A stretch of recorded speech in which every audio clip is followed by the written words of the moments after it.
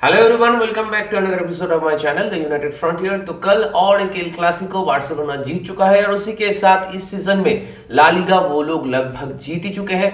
दूसरी तरफ इंग्लिश में लीग में कल फिर से मैनचेस्टर यूनाइटेड एंड स्पर्स हार गए हैं और एक मैच, और दूसरी तरफ चेल्सी न्यूकैसल के अगेंस्ट में 2-0 हार चुके हैं। और लिवरपूल एंड आर्सेनल के बीच जो मैच था वो 2-2 ड्रॉ हुआ है एंड नॉटिंघम फॉरेस्ट लेस्टर के साथ एक मैच ड्रॉ करके अभी लगभग टॉप 5 से बाहर हो चुके हैं। तो ये सारे मैचेस को लेके बात करेंगे ये वीडियो में, तो बिना टाइम खराब किए चले इस वीडियो को शुरू करते हैं। तो सबसे पहले बात करेंगे एल क्लासिको को लेके। तो देखिए, ये एक रिकॉर्ड ब्रेकिंग सीजन रहा है बार्सिलोना का, जहां पे बार्सिलोना का जब सीजन शुरू हो रहा था तो उस टाइम का जो कॉन्टेक्स्ट है वो पहले हम लोगों को समझना होगा कि रियल मैड्रिड एक ऐसा टीम था जो लास्ट सीजन में चैंपियंस लीग जीत चुके थे, ला लीगा जीत चुके थे। तो एक तरफ से अगर देखा जाए तो बार्सिलोना एक ऐसे रियल मैड्रिड टीम के अगेंस्ट में इस सीजन में खेलने वाले थे जो कि डिफेंडिंग चैंपियंस थे। और सीजन के शुरुआत में जब हैंसी फ्लिक आए थे तो तब किसी ने नहीं सोचा था कि बार्सिलोना इस सीजन में they can truly achieve this things. मतलब कल एल क्लासिको जीतने के बाद वो लोग लगभग ला लीगा के चैंपियन हो ही चुके हैं। मतलब मैथमेटिकली अगर देखो तो बार्सिलोना को अभी भी 1 पॉइंट चाहिए होगा to secure the La Liga, और जो कि इवेंचुअली हो ही जाएगा। तो वो होने के बाद बार्सिलोना इस सीजन में एक डोमेस्टिक ट्रेबल जीत जाएंगे। मतलब वो लोग सिर्फ चैंपियंस लीग इस सीजन में नहीं जीत पाए, उसको छोड़ के हर एक पॉसिबल ट्रॉफीज वो लोग जीत चुके हैं इस सीजन में। तो ये फीट इस सीजन में अचीव करना उतना आसान नहीं था, और लगभग हर एक बार्सिलोना फैन के लिए इस सीजन के शुरुआत में ये चीज सोचना कि हम लोग एक डोमेस्टिक ट्रेबल करेंगे वो मेरे ख्याल से लगभग इम्पॉसिबल था। बार्सिलोना के पास एक ऐसा टीम है जिनमें आप कह सकते हो कि बहुत सारे यंग प्लेयर्स हैं जिनकी एज बहुत ही कम है compare to the other teams, और उसी के साथ एक्सपीरियंस की भी कमी है। लेकिन बार्सिलोना के पास ऐसे ऐसे यंग प्लेयर्स हैं, यंग टैलेंटेड प्लेयर्स हैं जो कि फ्यूचर में जाते हुए वन ऑफ द ग्रेट्स हो सकते हैं फॉर देम। जो हांसी फ्लिक का सिस्टम है, जो फिलोसॉफी है टूवर्ड्स द गेम, उस चीज को बार्सिलोना के प्लेयर्स लगभग हर एक मैच में एग्जीक्यूट कर पा रहे हैं। मतलब ऐसा नहीं है कि बार्सिलोना के प्लेयर्स से गलतियां नहीं हो रहा है या फिर वो लोग गोल्स कंसीड नहीं कर रहे हैं, लेकिन फिर भी बार्सिलोना के पास वो मेंटालिटी प्लेयर्स हैं, वो कैरेक्टर्स हैं पिच पे जिनके दम पर वो मैच में कम बैक कर सकते हैं। मतलब कितनी बार हम लोग ये चीज सुन चुके हैं कि Barcelona is doing a remontada on the field. मतलब हर एक मैच में बार्सिलोना कम बैक कर रहे हैं। अगर बार्सिलोना के साथ आपका टीम अर्ली लीड ले रहा है या फिर कोई भी पॉइंट ऑफ टाइम में मैच पे एक ऐसा सिचुएशन आ रहा है जहां पे लगभग लगेगा कि आप बार्सिलोना को हरा देंगे, लेकिन फिर भी they are making a comeback on the pitch, और उसी के साथ मैच वो लोग जीत जा रहे हैं। मतलब चैंपियंस लीग की ही अगर मैं बात करूं तो चैंपियंस लीग की सेमीफाइनल में जो दोनों लेग इंटर मिलन के साथ वो लोग खेल चुके हैं, वो दोनों लेग भी आप देख लीजिए कि इंटर मिलन को 7 गोल मारना पड़ा against Barcelona to beat them. उसी के साथ यन सोमर को आउटस्टैंडिंग सेव्स करना पड़ा अगेंस्ट बार्सिलोना, और वो भी सिर्फ 1-2 बार नहीं, मतलब मल्टीपल टाइम्स आउटस्टैंडिंग सेव्स करना पड़ा टू कीप देम अलाइव। तो यही मेरा पॉइंट है कि बार्सिलोना के साथ आप कितना भी बढ़िया क्यों ना खेल लें, आप कितना भी गोल्स क्यों ना मार ले, बार्सिलोना के पास वो मेंटालिटी है, वो कैरेक्टर्स है प्लेयर्स में, और उसी के साथ प्लेयर्स में वो टैलेंट भी है कि वो लोग आपके अगेंस्ट में गोल मार के फिर से मैच में वापसी करेंगे और हो सकता है कि मैच जीत जाए।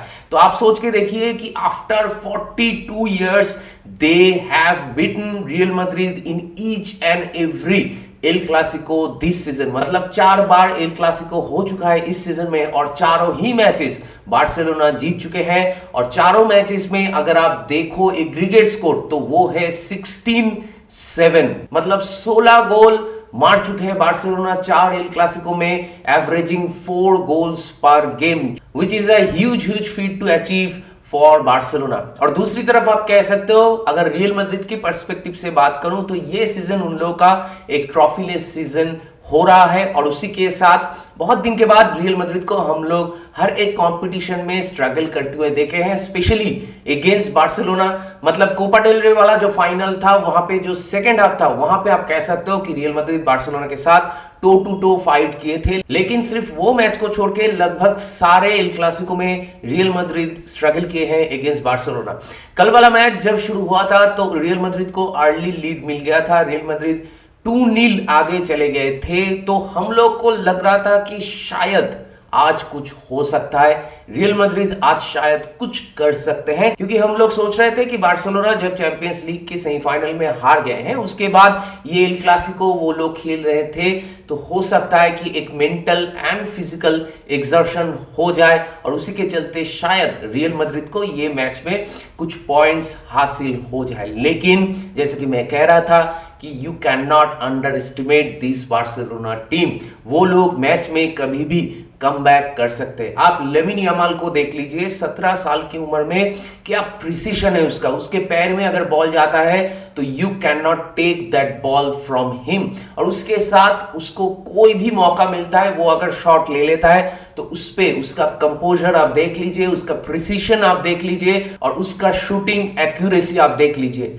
कहीं से भी वो शॉट लेता है it will and up on the back of the net. यही चीज है बार्सिलोना में, यही टैलेंट के साथ जो मेंटालिटी बार्सिलोना पिच पे जाके शो करते हैं, it is a huge thing for them. तो कल वाला मैच में 2-0 लीड लेने के बाद भी जब बार्सिलोना मैच में वापसी कर चुके थे, उसके बाद भी अगर आप देखो तो बार्सिलोना के पास एम्पल अमाउंट ऑफ अपॉर्चुनिटीज था जहां पे वो लोग और भी गोल स्कोर कर सकते थे। मतलब आप रफीनिया को ही देख लीजिए, रफीनिया कल के मैच में और 2-3 गोल मार सकता था, एंड में जाते हुए भी बार्सिलोना को और एक गोल मिला था लेकिन वो भी कैंसिल आउट हो गया ड्यू टू हैंडबॉल। लेकिन अगर आप वहां पे बिल्डअप देखो तो वहां पे प्ले एक्सचेंज हो चुका था between Barcelona and real Madrid, तो अगर टेक्निकली देखा जाए तो वो हैंडबॉल देने का कोई लॉजिक नहीं है। ठीक उसी तरीके से जब चुआमिनी का एक रेड कार्ड शाउट आया था जहां पे उसने लास्ट मैन टैकल कर रहा था, तो वहां पर भी हो सकता था कि रियल मैड्रिड को एक रेड कार्ड मिल जाता। और दूसरी तरफ चुआमिनी का और एक हैंडबॉल शाउट था जो कि मेरे ख्याल से एक क्लियर कट पेनल्टी था जो बार्सिलोना को नहीं मिला है, क्योंकि वो 6 यार्ड के बॉक्स के अंदर था and it was a clear attempt to obstructing the ball going into the net। तो मेरे ख्याल से रेफरिंग कल के मैच में बहुत ही घटिया हुआ है और उसी के साथ लगभग हर एक big decisions went against Barcelona.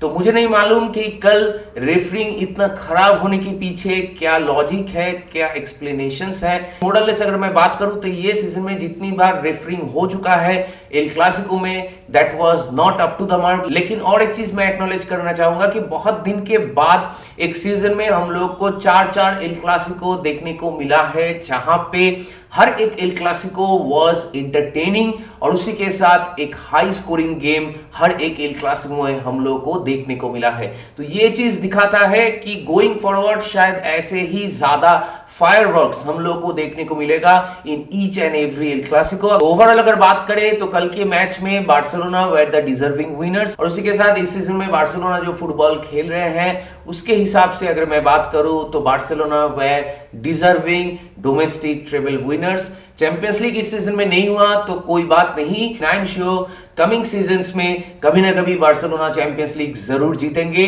और यहां से बार्सिलोना का टीम धीरे धीरे और भी बेहतर होगा इन फ्यूचर। और दूसरी तरफ अगर रियल मैड्रिड के पर्सपेक्टिव से मैं बात करूं तो लोग कुछ भी कहे लेकिन इस सीजन में भले ही एक ट्रॉफीलेस सीजन जा रहा हो रियल मैड्रिड के लिए, लेकिन एम्बापे का गेम बहुत सही था। कल के मैच में भी उसने हैट्रिक किया है अगेंस्ट बार्सिलोना और उसी के साथ इस सीजन में एम्बापे रियल मैड्रिड में आने के बाद जैसे सीजन का शुरुआत उसका रहा था उसके बाद से जो टर्न अराउंड उसने किया है इट इज ट्रूली अमेजिंग। और उसी के साथ हर एक रियल मैड्रिड के मैच में वो जो परफॉर्मेंस डिलीवर कर रहा है एक के बाद एक, जो अमाउंट ऑफ गोल्स वो स्कोर कर रहा है वो देख के मेरे ख्याल से each and every real Madrid fans should be proud of him. और दूसरी तरफ रियल मैड्रिड की जो इश्यूज है उसमें सबसे बड़ा जो इशू है वो है कि most of the season real Madrid के पास उनके फेवरेबल सेंटर बैक्स या डिफेंडर्स नहीं थे, दूसरी तरफ रियल मैड्रिड का जो इस सीजन शुरू होने से पहले जो ट्रांसफर प्लानिंग्स थे वो कुछ हद तक सही तरीके से पैंड आउट नहीं हुआ, उसके लिए एक बड़ा सा इंपैक्ट भी उनके गेम में इस सीजन में देखने को मिला है कि मिडफील्ड में लैक ऑफ क्वालिटी, या फिर आप कह सकते हो कि रियल मैड्रिड जैसे एक टीम के पास मिडफील्ड में ऐसे प्लेयर्स होने चाहिए जो गेम को कंट्रोल कर सके, मिडफील्ड को कंट्रोल कर सके, वो कुछ हद तक रियल मैड्रिड के पास से इस सीजन में हम लोगों को नहीं देखने को मिला है।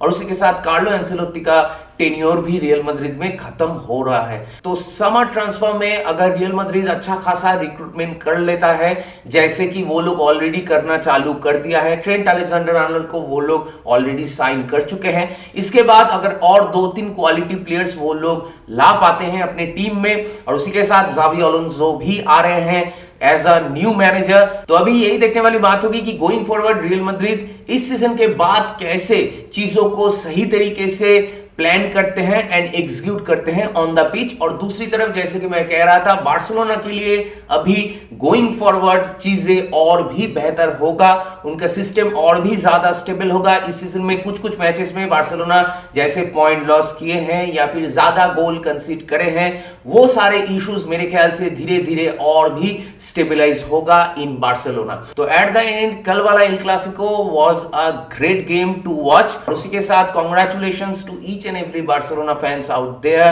for securing the La Liga title once again and completing the domestic treble this season। तो कल वाले एल क्लासिको को लेके आप लोगों का क्या मानना है, आप लोगों का क्या राय है, मेरे साथ जरूर शेयर कीजिए कमेंट करके।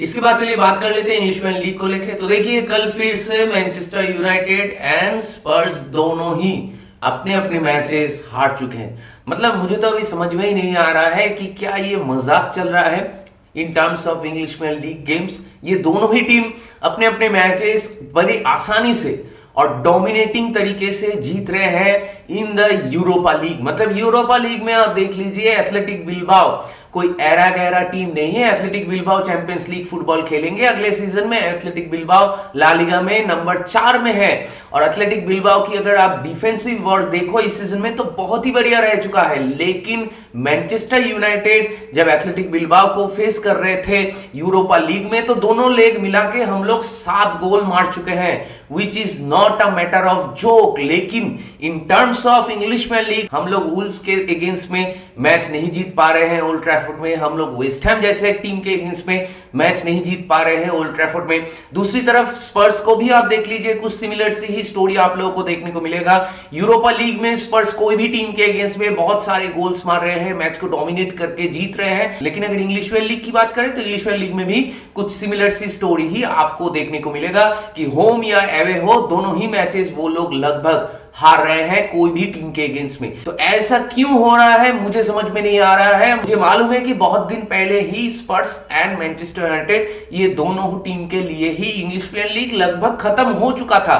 लेकिन उसका मतलब ये तो नहीं है कि आप कोई भी मैच में कुछ ट्राई ही नहीं करोगे, आप कोई भी मैच में कमिटमेंट नहीं शो करोगे, आप कोई भी मैच में कोई इंटेंट शो नहीं करोगे, एकदम से आपका शोल्डर ड्रॉप पहले से ही हो जाता है मैच में, आपके पास वो मेंटेलिटी नहीं रहता, आप एकदम ही गिव अप कर चुके हो इंग्लिश प्रीमियर लीग, और हर दिन जाके आप एकदम से मैच हारे जा रहे हो, हारे जा रहे हो, हारे जा रहे हो। मतलब आर दिस टीम्स ट्रोलिंग अस, या फिर वो लोग खुद ही एक मजाक बन चुके हैं इस सीजन में in terms of Premier League. मतलब मैनचेस्टर यूनाइटेड कल वेस्ट हैम से हारने के बाद अभी हम लोग 17 मैचेस हार चुके हैं इंग्लिश प्रीमियर लीग में, जो कि 51 इयर्स के बाद हुआ है कि हम लोग इतना खराब खेल रहे हैं इंग्लिश प्रीमियर लीग में। मतलब शुक्र मनाओ कि लेस्टर, इप्सविच ये सारे टीम्स और भी खराब खेल रहे हैं, नहीं तो ये जो 17 मैचेस हम लोग हार चुके हैं ना,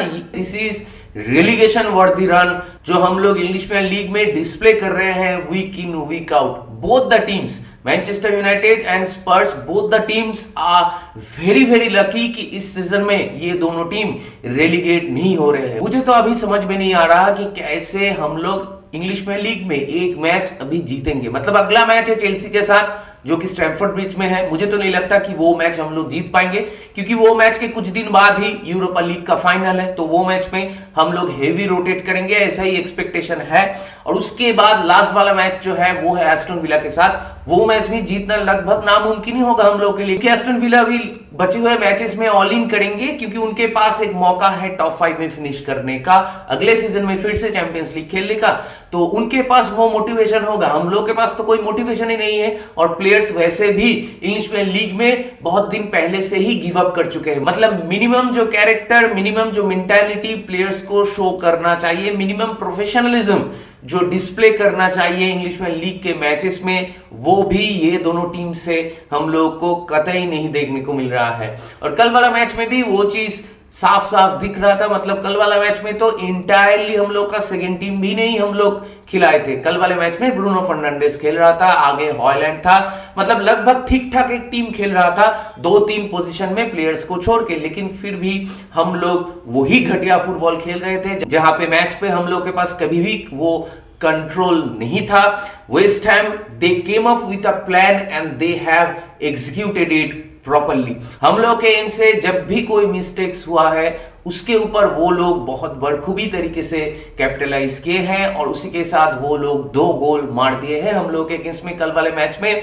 और हम लोग भी जब भी गोल कंसीड करते हैं, ईच एंड एवरी टाइम और most of the times it is a poor goal to concede. और उसके साथ हम लोग आगे जाते हुए जैसे कि स्ट्रगल कर रहे हैं इंग्लिश प्रीमियर लीग में लगातार इन terms of converting the chances. कल वाले मैच में भी कुछ उसी तरीके से हम लोग स्ट्रगल किए हैं इन फ्रंट ऑफ द गोल। मतलब हॉयलैंड के पास 2 ऐसे चांसेस था जहां पे he should have scored at least 1 गोल। मुझे मालूम है कि हम लोग के अगेंस्ट में कोई भी टीम खेलता है, उनके गोलकीपर एक गॉड लेवल परफॉर्मेंस डिलीवर करता है। कल वाले मैच में भी आरियोला जो सेव्स निकाला, no doubt each and every time it was a very very good save. लेकिन फिर भी जैसे कि मैं कह रहा था, हॉयलैंड को 2 चांसेस में से 1 गोल तो मारना ही मारना था। लेकिन कल हम लोग फिर से कोई भी चांस को बड़ी नहीं कर पा रहे थे।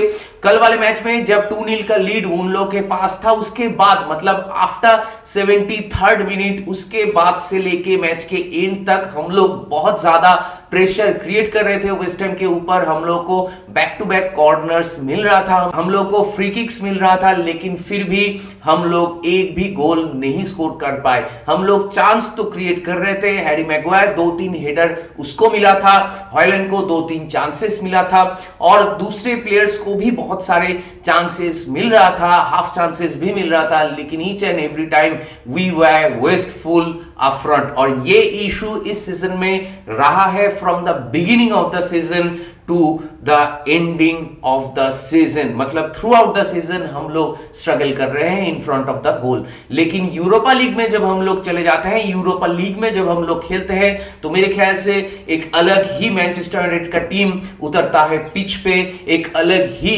लेवल का कॉन्फिडेंस उनके पास रहता है। तो मुझे मालूम नहीं कि अभी स्पर्स एंड मैनचेस्टर यूनाइटेड, ये दोनों ही टीम इंग्लिश प्रीमियर लीग में eight the end of the season कहां फिनिश करेंगे। अभी देख के तो ऐसा ही लग रहा है कि ये दोनों टीम 16 एंड 17 प्लेसेस में ही फिनिश करेंगे। मतलब can you imagine being a Manchester United fan, ये कितना ह्यूमिलिएटिंग एंड कितना एम्बैरेसिंग बात है कि हम लोग 16 या 17th में फिनिश करेंगे, just above the relegation zone. मतलब इतना घटिया टीम ना मैनचेस्टर यूनाइटेड का है ना स्पर्स का है। आप स्क्वाड में जितने भी सारे प्लेयर्स हैं उनका क्वालिटी देख लीजिए, इतना घटिया नहीं है कि ये दोनों टीम 16 या 17 में फिनिश करे।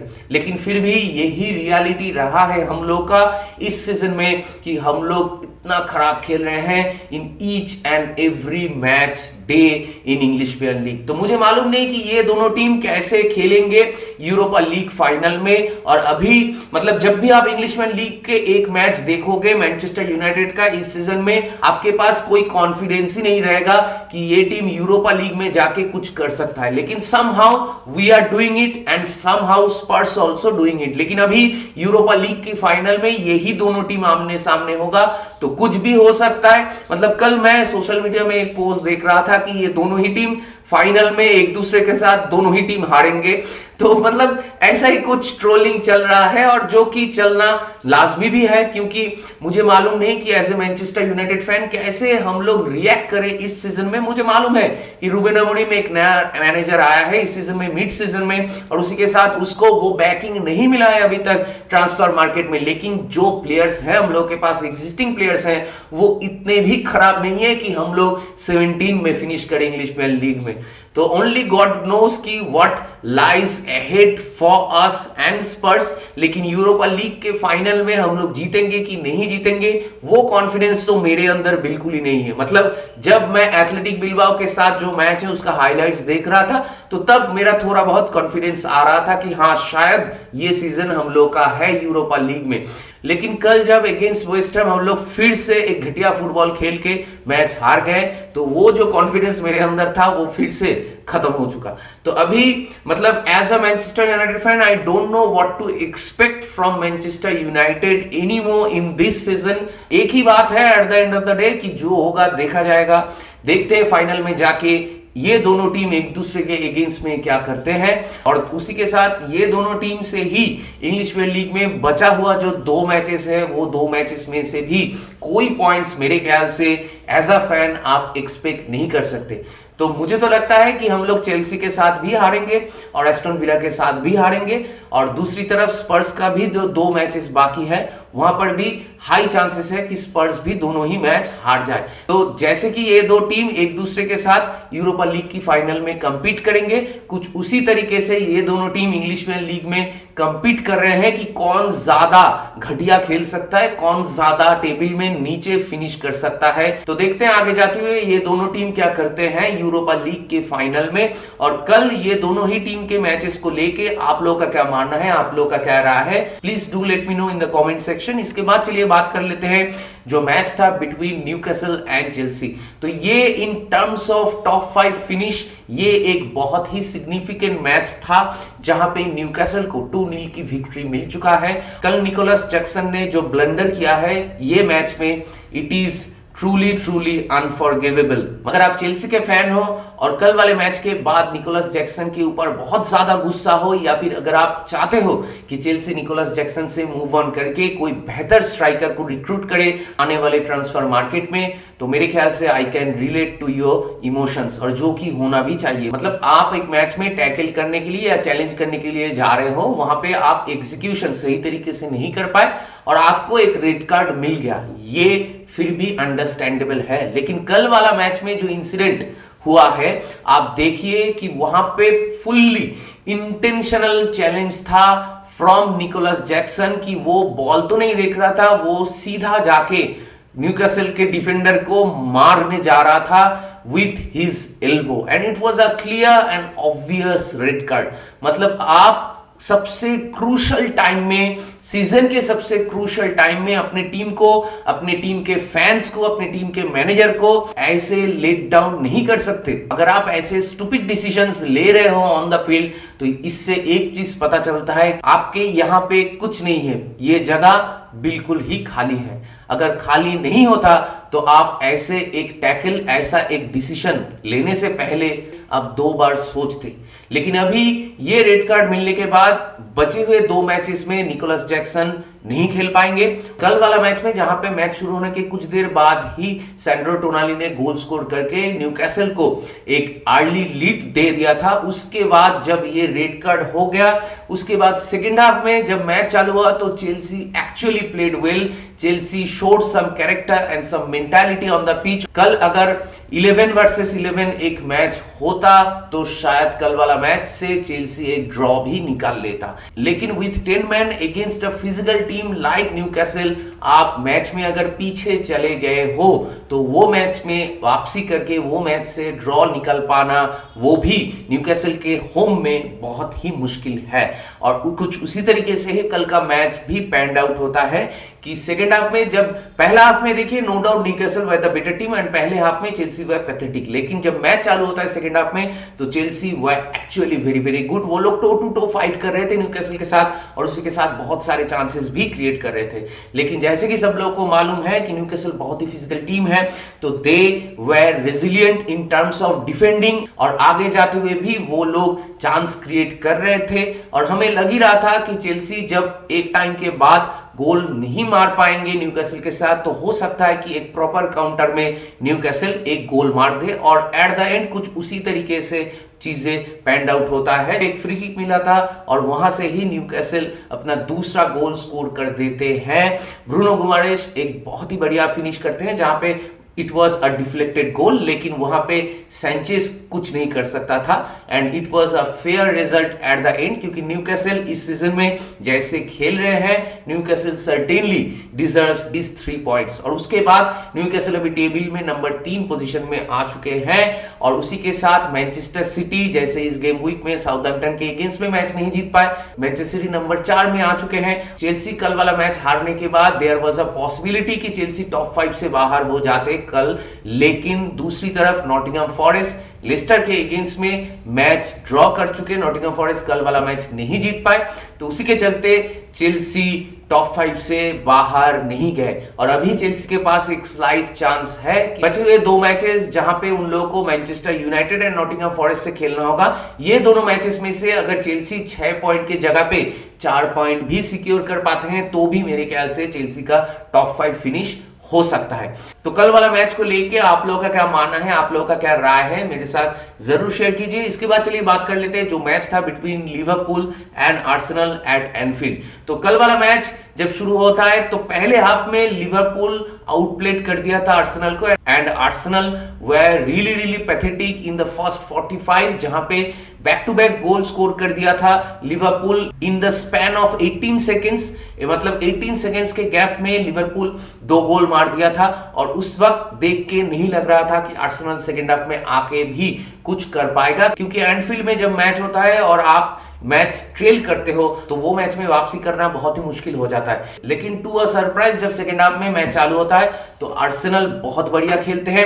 मतलब सेकंड हाफ शुरू से ही वो लोग अच्छा खेल रहे थे, और उसी के साथ जो कैरेक्टर उनके प्लेयर्स ने कल मैच में शो किया वो बहुत ही बढ़िया था, और उसी के साथ वो लोग कल 2 गोल भी मारते हैं। एंड एंड में जाते हुए लास्ट 10 मिनट उन लोगों को विथ 10 मैन खेलना पड़ा कि मिकेल मेरिनो को एक रेड कार्ड मिल गया था, तो तब मुझे लग रहा था कि लिवरपूल शायद ये मैच फिर से जीत जाएंगे, और उस वक्त लिवरपूल प्रेशर भी क्रिएट कर रहा था आर्सेनल के ऊपर। लेकिन फिर भी आई हैव टू से कि Arsenal defended really well, and eight the and वो लोग मैच में 1 पॉइंट सिक्योर कर लिए अगेंस्ट लिवरपूल। तो कल वाला मैच का अगर ओवरऑल मैं बात करूं तो पहले हाफ में Liverpool were the better team and second half Arsenal were the better team. तो at the end 2-2 was a fair and square result.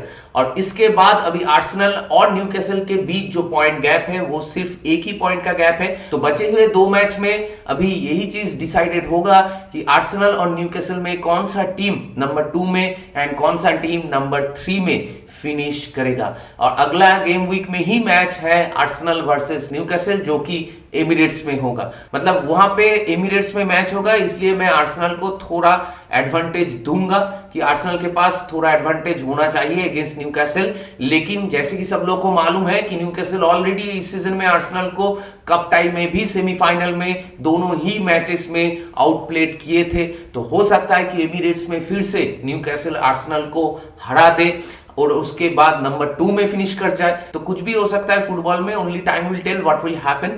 तो कल वाले मैच को लेके आप लोगों का क्या मानना है, आप लोगों का क्या राय है, मेरे साथ जरूर शेयर कीजिए कमेंट करके। इसके बाद चलिए बात कर लेते हैं जो मैच था between Nottingham Forest and Leicester. तो to a surprise it is a surprising result for me, क्योंकि मुझे लगता है भले ही नॉटिंघम फॉरेस्ट बहुत दिन से उनका फॉर्म खराब चल रहा है, लेकिन फिर भी लेस्टर के अगेंस्ट में आपको तो मैच जीतना ही जीतना है। मतलब लेस्टर इतना घटिया खेल रहे हैं इस सीजन में कि उनके अगेंस्ट में अगर आप मैच नहीं जीतते हो तो certainly you do not deserve champions league football next season. मतलब मुझे मालूम है कि नॉटिंघम फॉरेस्ट इस सीजन में एक आउटस्टैंडिंग वर्क कर चुके हैं, नुनो भी इस सीजन में एक आउटस्टैंडिंग वर्क कर चुके हैं as a Nottingham Forest manager. बहुत दिन से वो लोग कंसिस्टेंसी मेंटेन भी कर रहे थे इंग्लिश प्रीमियर लीग में, जो कि बहुत ही मुश्किल है अचीव करना। For a team like Nottingham forest. बहुत दिन से वो लोग नंबर 3 पोजीशन में बने रहे थे इन इंग्लिश प्रीमियर लीग, जो कि किसी ने नहीं सोचा था। लेकिन जब अहम वक्त आया, जब बिजनेस एंड आया इंग्लिश प्रीमियर लीग का, उस टाइम पे नॉटिंघम फॉरेस्ट थोड़ा फंबल कर गए और अपना जो फॉर्म था उसको खो दिए। और उसके बाद Nottingham Forest they are currently really struggling to win matches, really struggling to secure 3 points. अभी ये मैच ड्रॉ करने के बाद, जैसे कि मैं कह रहा था कि चेल्सी वे लकी कि वो लोग अभी टॉप 5 में बने हुए हैं, क्योंकि कल अगर नॉटिंघम फॉरेस्ट कायदे में अगर देखा जाए तो लेस्टर के साथ जीतना चाहिए था, तो नॉटिंघम फॉरेस्ट अगर जीत जाता तो नॉटिंघम फॉरेस्ट टॉप 5 में आ जाते और चेल्सी टॉप 5 से बाहर चले जाते। तो अभी नॉटिंघम फॉरेस्ट के लिए टॉप 5 में वापसी करने के लिए एक ही ऑप्शन है कि बचा हुआ जो 2 मैच है वो दोनों ही मैचेस उनको जीतना होगा। उसमें से एक मैच चेल्सी के अगेंस्ट ही है, तो वो मैच नॉटिंघम फॉरेस्ट के लिए डू और डाई वाला मैच हो सकता है। लेकिन जो सिचुएशन अभी है और जो फॉर्म में नॉटिंघम फॉरेस्ट है, तो मुझे नहीं लग रहा कि नॉटिंघम फॉरेस्ट अभी टॉप 5 सिक्योर कर पाएंगे। मुझे लगता है कि चेल्सी के साथ भी वो लोग शायद मैच नहीं जीत पाएंगे। अगर वो मैच चेल्सी ड्रॉ भी कर लेता है तब भी चेल्सी टॉप 5 में फिनिश कर सकता है और नॉटिंघम फॉरेस्ट शायद यूरोपा लीग या कॉन्फ्रेंस लीग खेल सकता है इस सीजन में। क्योंकि दूसरी तरफ एस्टन विला भी है, एस्टन विला भी अभी टॉप 5 फिनिश करने के लिए बहुत ज्यादा फाइट कर रहे हैं और जितने भी दूसरे टीम्स है लाइक ब्रेंटफोर्ड, फुलहम, ये भी अभी कॉन्फ्रेंस लीग खेल सकते हैं, उनके लिए वो लोग भी फाइट कर रहे हैं। तो इंग्लिश प्रीमियर लीग में देखा जाए तो बहुत सारे ऐसे टीम्स हैं जो अभी यूरोपियन प्लेसेस के लिए फाइट कर रहे हैं। एकमात्र आप कह सकते हो कि Liverpool already champions league football secure कर चुके हैं और उसके बाद आर्सेनल, न्यूकासल, ये टीम्स भी लगभग चैंपियंस लीग फुटबॉल सिक्योर कर चुके हैं अगले सीजन में। और नंबर 4 से लेके नंबर 7 पोजीशन तक कौन से टीम